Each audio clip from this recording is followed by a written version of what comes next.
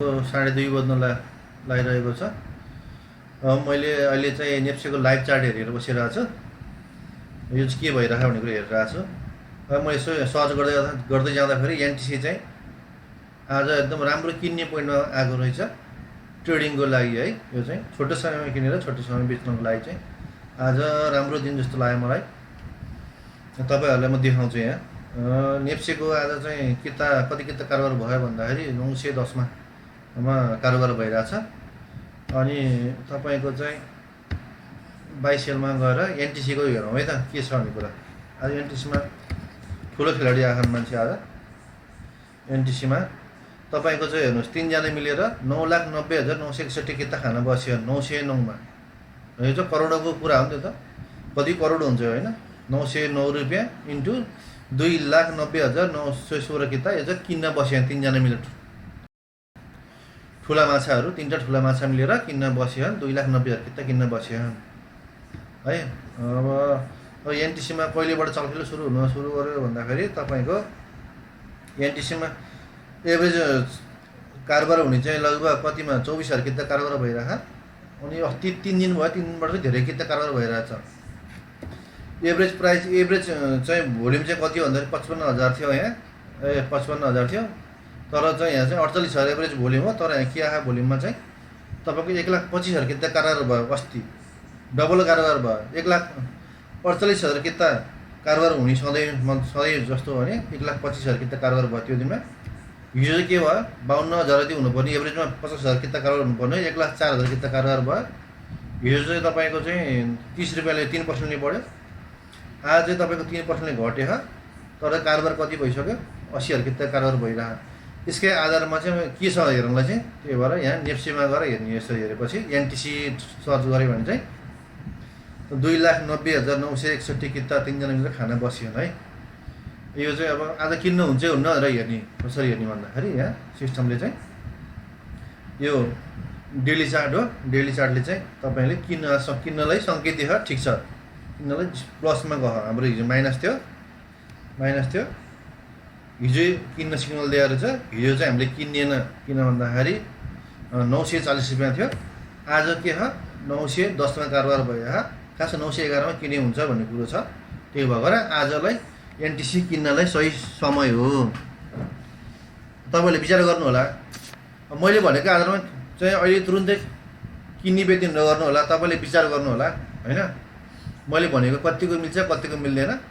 अब यसलाई stop loss कहाँ गरेर लाउने भन्दा स्टप लस चाहिँ कहिले लाउने भन्दाखेरि तपाईँको आरएसआई 40 भन्दा मुनि 39 भएपछि बेच्ने, अथवा चाहिँ आरएसआई बिस्तारै 40 भएन तर बिस्तारै घट्न थाल्यो भने चाहिँ तपाईँले किनेको चाहिँ 3% जति घट्यो भने बेच्दिनु। त्यो बेच्दा ठिक हुन्छ। 910 को 3% कति हुन्छ 910 को 3% 9 रुपियाँको 27 रुपियाँ घट्छ। 27 रुपियाँ घट्नुपर्छ कि 3% धेरै हेभी हुन्छ। 910 इन्टु 3% 27 रुपियाँ घट्नु पऱ्यो। 27 रुपियाँ त घट्ने चान्स मैले देखेँ होइन। तपाईँको त्यही भएर 880-85 तिर स्टप लस लगाउँदा नि हुन्छ। स्टप लस लगाउने बानी छ भने तपाईँलाई, मैले चाहिँ स्टप लस लाउँदिनँ। किन लाउँदिनँ भन्दाखेरि तपाईँको चाहिँ म्यागडी अब माइनसमा गयो भने बेच्ने। अब त आज भर्खर किने, आज त बेच्न मिल्दैन। 2 दिन त त्यसै होल्ड गर्नु पऱ्यो, अब बेच्न मिल्दैन।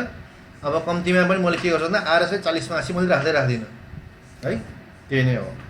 यो चाहिँ अब आरएसआई कसले उठायो के अरे यो एनटिसीको कसले यत्रो कुन चाहिँ खेलाडीले उठायो भन्ने कुरो थाहा पाउनुलाई ब्रोकरबाट कुन चाहिँ ब्रोकर चलखेल गऱ्यो भने हेर्नुमा चाहिँ तपाईँको यो भोलिमा आएको कहिले भन्दाखेरि अस्ति 29 अगस्तबाट 50,000 किता कारोबार हुने ठाउँमा तपाईँको 1,25,000 किता कारोबार भएछ। अहिले पनि त्यहाँ 2-3 लाख किता खान बसिराख्ने, यहाँ 2,90,000 किता खान बसिराख्ने होइन। त्यही भएको भएर फ्लोर सिटमा गएर हेऱ्यो भने थाहा हुन्छ। यो 29 तारिक एनटिसी कसले उठाएछ भन्दाखेरि 58 नम्बर ब्रोकरले 41% भनेको धेरै हो नि त। 1,25,000 किता 41% त एउटै ब्रोकरले उठाएछ। ब्रोकर भन्नाले ब्रोकर त्यहाँ भित्र पनि मान्छे किन्ने मान्छे हुन्छ नि, ती मान्छेहरूले चाहिँ ब्रोकर मार्फत उठायो भन्ने कुरा हुन्छ। यसमा चाहिँ ठुलो माछा एकदम ठुल्ठुलो माछा खाने भन्छ, ठुलो खेलाडी छन्। 58 नम्बर 42-45 यिनीहरू ठुला हो। 41% एनटिसीले त्यसले किनेछ। त्यसपछि 20% 42ले, अरू 10% तल त के कुरा गर्ने होइन। यो अस्ति चाहिँ एनटिसी 58 र 42ले उठाएछन्। त्यसपछि हिजो कसले उठाएछ हिजो कसले उठाएछ भन्दा 58 र 42 ले उठाएका हुन् हिजो चाहिँ अस्ति चाहिँ हिजो चाहिँ कसले उठायो 58 र 42 ले उठाएका लोड सिट के भयो फेरि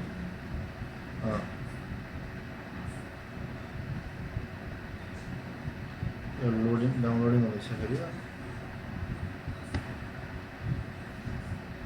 30 को चाहिँ एनटीसी हिजो कसले उठाएछ त नि भनेको ल हेर्नुहोस् ठ्याक्कै थाहा हुन्छ 58 नम्बरले नै हिजो फेरि 57% उठाएछ ल 57% भनेको कम हो हेर्नु त हिजो कति 1,04,000 कितामा 57 ले नै फेरि हिजो 57 ले नै तपाईको चाहिँ देखायो 58 ले नै 57% उठाएको देखायो अब आज 31 तारिक हो यो लाइभ त सायद आउँदैन होला लाइभ चाहिँ एनटीसी यो चाहिँ यसमा चाहिँ लाइभमा आउँदैन हिजो र अस्ति चाहिँ 58 नम्बर ब्रोकरले उठाएको रहेछ भन्ने कुरो थाहा पाइयो है त ल आजलाई किन्नलाई बेस्ट टाइम छ एनटीसी चाहिँ मेरो नजरमा पर्यो यता खोज्ने बेलामा यो धेरै घटेर आएको एनटीसी ल हेर्नुहोस् त कहाँबाट घटेर आएको एनटीसी पहिला कति थियो एनटीसी को मूल्य तपाईको 22 फेब्रुअरीमा यसको मूल्य 1467 थियो हैन अहिले घटेर 910 भयो फेरि यो त्यो भन्दा पनि बढी थियो यो त प्राइस एडजस्ट गरेको भएर चाहिँ कम देखिया हो हैन यसको एक्चुअल प्राइस चाहिँ सो अनएडजस्टेड गर्यो भने आउँछ एक्चुअल प्राइस चाहिँ आउँछ फेरि ल कति एक्चुअल प्राइस कति थियो कति भयो भन्दा यसको प्राइस चाहिँ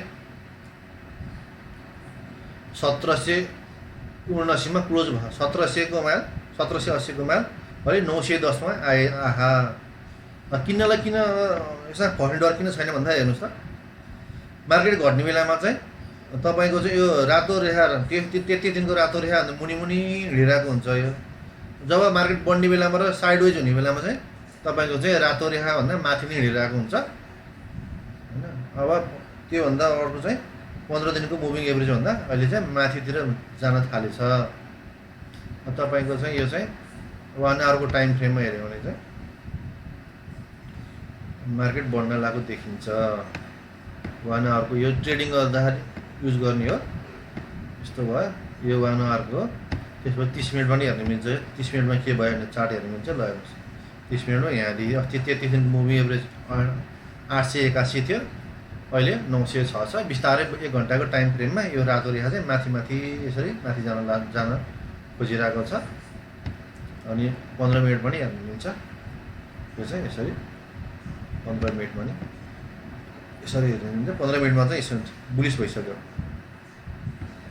15 मिनेटमा चाहिँ तपाईको चाहिँ यहाँबाट किन्नलाई सिग्नल दिएको कहाँबाट 879 मा चाहिँ किन्ने सिग्नल जेनेरेट गरेर रहेछ है मैले चाहिँ 15 मिनेटको चाहिँ हेर्दिन सारै चाँडै हुन्छ यो चाहिँ कसैले पनि तपाईले नहेर्नु होला 15 मिनेटको चाहिँ हेर्न चाहिँ हुन्छ 15 मिनेटको आधारमा चाहिँ किनबेच गर्न चाहिँ हुँदैन है हेर्न त सबै कुरो 5 मिनेट हेर्नु भयो 1 मिनेट पनि हेर्नु भयो तर चाहिँ किन्ने बेच्ने चाहिँ कम्ती पनि 1 घण्टाको आधारमा चाहिँ किन्ने बेच्ने गर्नु होला ठ्याक्क यहाँ चाहिँ रातो रेखालाई कालो रेखाले क्रस गरेर माथि गएको अवस्था छ ठ्याक्क त्यसपछि तपाईको यहाँ पनि म्याग्डी चाहिँ हिस्टोग्राम भन्दा माथि प्लस लाइनमा आएर बसेको छ त्यसपछि आएर चाहिँ 40 भन्दा मुनि आएको छैन अस्तिदेखि माथि माथि नै घुमिरहेको छ यो चाहिँ